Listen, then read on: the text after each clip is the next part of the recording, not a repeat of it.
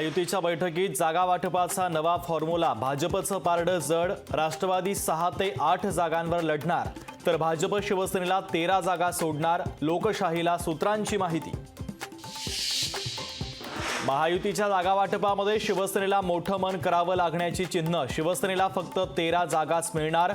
9 जागांवर पाणी सोडावं लागण्याचीही शक्यता। दिल्लीमध्ये कोर कमिटीची बैठकीत लोकसभा निवडणुकीच्या रणनीतीच्या संदर्भात चर्चा। देवेंद्र फडणवीस, बावनकुळे आणि चंद्रकांत पाटील होते उपस्थित।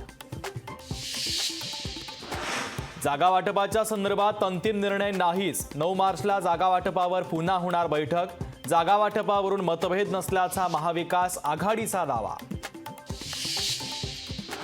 महाविकास आघाडीच्या बैठकीमध्ये जागा वाटपाच्या संदर्भात चर्चाच नाही। वंचितचे प्रवक्ते सिद्धार्थ मोकळेंचा दावा। मी आघाडीसोबत, आघाडी माझ्यासोबत नाही, आंबेडकरांचं बैठकीत मत।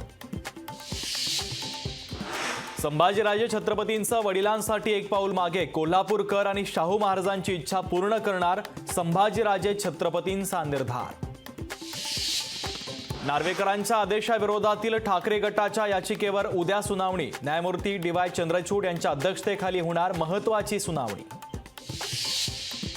शिवानी वडेट्टीवारांची लोकसभेसाठी तयारी। आता संसदेतूनच आवाज उठवणार। शिवानी वडेट्टीवारांची ट्विट करत घोषणा।